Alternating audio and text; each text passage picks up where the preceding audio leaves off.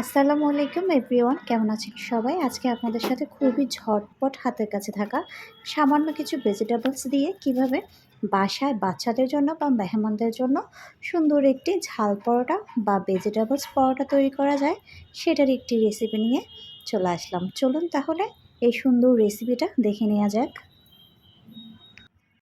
1.5 cup ময়দা নিয়েছি একটা মিক্সার বোলে। এরপর দিয়ে দেবো স্বাদ মতো লবণ। অল্প পরিমাণ তেল দিয়ে ভালো করে ময়দার সাথে মিক্স করে নিব। এরপর কুসুম গরম পানি দিয়ে অল্প অল্প পানি দিয়ে রুটির একটা সুন্দর ডো তৈরি করে নেব। এখানে 1.5 কাপ ময়দার সাথে 1/2 কাপ পানি দিয়েছি আমি।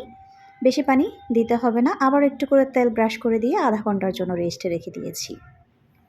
এবার চুলা একটা প্যান বসিয়ে অল্প পরিমাণ তেল দিয়ে বরবটি, পেঁয়াজ, কাঁচামরিচ দিয়েছি। এখানে আমি শুধু বরবটি ইউজ করেছি।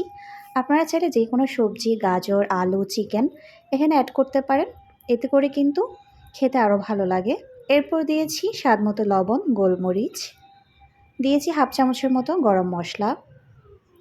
এবার দিয়ে দেব সয়া সস 1 চামচ থেকে 1.5 চামচের মতো। দিয়ে দেব 1 চামচ টমেটো সস। এতে করে ফ্লেভারটা কিন্তু খুবই ভালো লাগে পরোটার সাথে খেতে। আপনারা এখানে চাইলে যে কোনো ভেজিটেবলস অ্যাড করতে পারেন। আলু দিতে পারেন, গাজর দিতে পারেন। আমার বাসায় শুধু বরবটি ছিল, যার কারণে আমি অন্য কোনো সবজি অ্যাড করতে পারিনি। এরপর পুরোটা তুলে সাইডে রেখে দিয়েছি। এবার আধা ঘন্টার মতো আমি রেস্টে রাখার পর ময়দার ডোটা অনেকটা সফট হয়ে গেছে, দেখে বুঝতে পারছেন। সুন্দর করে একটা রুটি বানিয়ে নিব।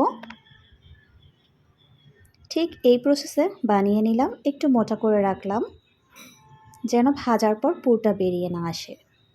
এবার এই প্রসেসে পুরগুলো দিয়ে দিব। সুন্দর করে এই প্রসেসে ভাজ করে নিব।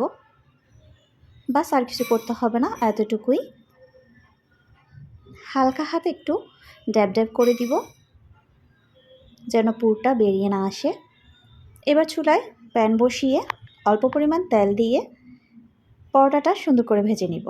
অবশ্যই কিন্তু হাতে সময় নিয়ে ভাজতে হবে। চুলার আগুনটা এই সময় মিডিয়াম আঁচে রেখেছি। একটু পর পর নেড়ে ছেড়ে দিতে হবে, উল্টিয়ে দিতে হবে যেন পুড়ে না যায়। সময় নিয়ে যখন পরোটাটা ভাজবেন আস্তে আস্তে দেখবেন পরোটাটা খুবই সুন্দর ফুলকো হয়ে গেছে। দেখে যেমন ইয়ামি লাগছে, খেতেও কিন্তু দারুণ ছিল।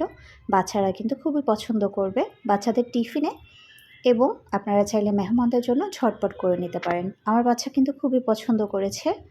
মাঝে মধ্যে বাসায় এই ধরনের নাস্তা থাকলে আমাদের কিন্তু বাইরে থেকে নাস্তা এনে বাচ্চাদেরকে দিতে হয় না। আজকের ভিডিওটি যদি ভালো লেগে থাকে অবশ্যই পাশে থেকে লাইক কমেন্ট করবেন। যারা নতুন আছেন অবশ্যই চ্যানেলটি সাবস্ক্রাইব করে পাশে থাকবেন যেন সবসময় নতুন নতুন ভিডিওর আপডেট পেতে পারেন। আজকের মতো এখানেই। ভালো থাকবেন সবাই। আল্লাহ হাফেজ।